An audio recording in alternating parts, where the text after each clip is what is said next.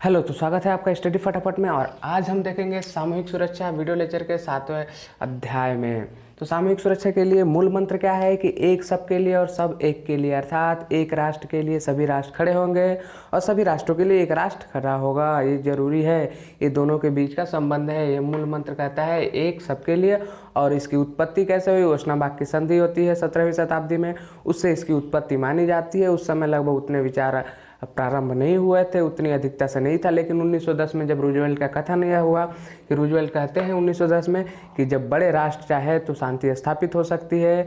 अगर बड़े राष्ट्रों के बीच एक संगठन हो जाए, शांति संगठन, और उस संगठन के खिलाफ कोई दूसरा राष्ट्र आवाज़ उठाता है तो वहाँ पर क्या करेंगे कि बड़े राष्ट्र आपस में मिलकर उसके खिलाफ युद्ध की स्थिति बनाएंगे, जिससे वह राष्ट्र भयभीत हो जाएगा और शांत हो जाएगा। इस तरह से शांति स्थापित की जा सकती है। तो हमने देखा मूल मंत्र और विकास। राष्ट्रसंघ और सामूहिक सुरक्षा, ये दोनों का संबंध क्या है कि राष्ट्रसंघ की स्थापना कब होती है? सन 1920 में, प्रथम विश्व युद्ध की समाप्ति के बाद। किस लिए होती है? विश्व शांति की स्थापना के लिए, सुरक्षा की भावना से ही होती है।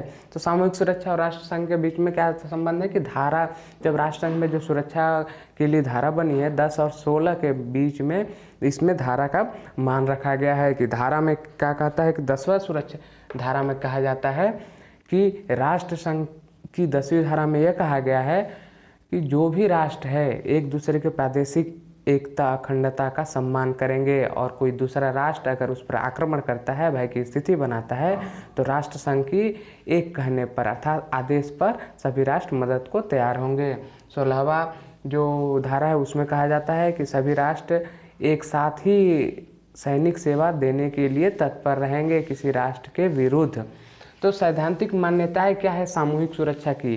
कुछ मान्यताएं होती है सब चीज़ों की। तो इसकी मान्यता क्या है? इसकी मान्यता है कि आक्रमणकारी को सभी राष्ट्र पहचानते हो। पहला मान्यता है सभी आक्रमणकारी को पहचाने। दूसरी मान्यता है कि आक्रमण रोकने में जितने भी राष्ट्र हैं उन सबकी एक समान रुचि हो, किसी का कम या ज़्यादा ना हो। तो पहला, सभी आक्रमणकारी को पहचाने। जो भी राष्ट्र किसी राष्ट्र के ऊपर अगर आक्रमण कर रहा है तो ये जानना आवश्यक है कि कौन सा राष्ट्र ज़्यादा आक्रमण किया है। और तीसरा क्या है कि आक्रमण रोकने की सभी में क्षमता भी हो, सभी के पास पर्याप्त शक्ति क्षमता हो, सैनिक क्षमता हो। चौथा क्या है? सामग्री की शक्ति आक्रमणकारी से अधिक हो। अगर आक्रमण जो कर रहा है राष्ट्र, उसकी शक्ति से जो सभी राष्ट्र आक्रमण रोकना चाहते हैं, अगर मान लीजिए इसको देखा जाए तो क अगर आक्रमण करता है ख पर, ये आक्रमण कर रहा है और ख की तरफ से ग, घ, च, ये सब आक्रमण रोकना चाहते हैं, तो इनकी पूरी की शक्ति क्या होनी चाहिए? इससे अधिक होनी चाहिए, क से अधिक होनी चाहिए, तभी आक्रमण रोका जा सकता है। पांचवा क्या कहता है? विश्व शांति शक्ति की अधिकता पर आधारित है। शक्ति की अधिकता पर आधारित है। अगर इसकी शक्ति अधिक है और इसके जो सदस्य है इनकी शक्ति भी अधिक है, तो इसको क्या लगेगा कि अरे मेरी शक्ति इन लोगों से उतनी अधिक नहीं है कि मैं राष्ट्र पर आक्रमण कर सकता हूँ, इसलिए आक्रमण का विचार भी त्याग देगा। अर्थात शांति की स्थापना अधिकता पर, राष्ट्र शक्ति की अधिकता पर भी आधारित होती है। शक्ति सिद्धांत में हमने ये देखा था।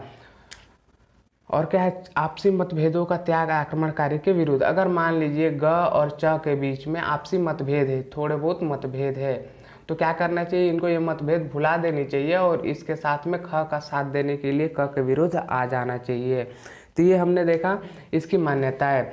और इसकी मान्यता के बाद हम देखेंगे राष्ट्रसंघ की असफलता। तो राष्ट्रसंघ की असफलता क्या होती है कि राष्ट्रसंघ जब निर्माण होता है, किंतु सामूहिक सुरक्षा के संदर्भ में इसकी असफलता तब सामने आती है जब इटली एबिसिनिया पर आक्रमण कर लेता है 1935 में, और फिर ये जापान मंचूरिया पर आक्रमण करता है 1931 में और कब्जा कर लेते हैं, और इटली कोरफू टापू पर भी आक्रमण करता है 1923 के संबंध में। तो इस समय क्या होता है कि ये तो आक्रमण कर लेता है, कब्जा भी कर लेता है, किंतु राष्ट्रसंघ के सदस्य और ना ही राष्ट्रसंघ कुछ कहता है ना कुछ करता है। तो इस तरह से राष्ट्रसंघ की असफलता जाहिर होती है। और इसी कारण यहीं पर द्वितीय विश्व युद्ध की पृष्ठभूमि भी तैयार होती है, क्योंकि राष्ट्रसंघ कुछ नहीं कहता और इटली, जापान, धीरे धीरे जर्मनी, इनका मनोभाव बढ़ने लग जाता है। ये आक्रमण करते चले जाते हैं और अपनी शक्ति का प्रदर्शन, साथ में विकास करते जाते हैं, और अंत में विश्व युद्ध के रूप में परिणित होता है। अभी देखेंगे संयुक्त राष्ट्र संघ और संयुक्त राष्ट्र संघ और सामूहिक सुरक्षा के संबंध।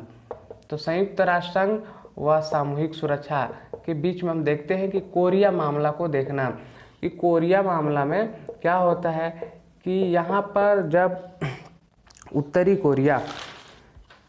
कोरिया द्वारा जो दक्षिणी कोरिया पर आक्रमण किया जाता है 1950 में, कोरिया मामला में उत्तरी कोरिया क्या करता है, दक्षिणी कोरिया पर आक्रमण करता है। तब इस समय क्या होता है कि जब संयुक्त राष्ट्र संघ इस समय बन चुका होता है, तो संयुक्त राष्ट्र संघ के जो सदस्य होते हैं उनके बीच जब ये मसला रखा जाता है तो 35 सदस्य, 35 देश इसके विरुद्ध मत करते हैं, कोई नहीं जाता है सहायता करने। किंतु अमेरिका दक्षिण कोरिया की मदद के लिए अमेरिका जाता है और अमेरिका अकेला युद्ध लड़ता है। तो यह प्रत्यक्षता अमेरिका का युद्ध रहता है और इस कारण से देखा जाए तो यह अमेरिका और उत्तर कोरिया के बीच का युद्ध है, ना कि उत्तर कोरिया और दक्षिण कोरिया। यहाँ पर कोई राष्ट्र उसके मदद के लिए नहीं आते हैं। सुएज संकट का मामला 1956 में जब सुएज संकट का मामला होता है। दूसरा है सुएज संकट का मामला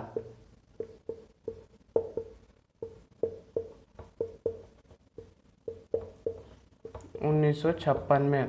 तो इस समय भी क्या करता है कि संयुक्त राष्ट्र संघ में जो महासभा का प्रस्ताव माना जाता है और युद्ध बंद किया जाता है। किंतु ये सुएज नहर जो संकट होता है, इसमें क्या है, इजराइल और फ्रांस, ये सब सामूहिक रूप से इसके विरुद्ध आते हैं तो होता है। किंतु यही एक संयुक्त राष्ट्र संघ का सफलता है।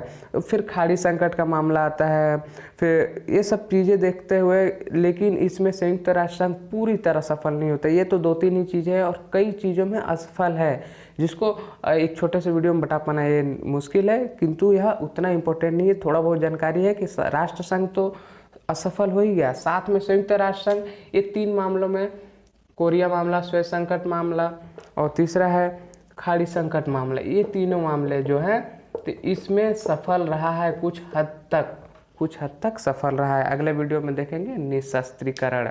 धन्यवाद।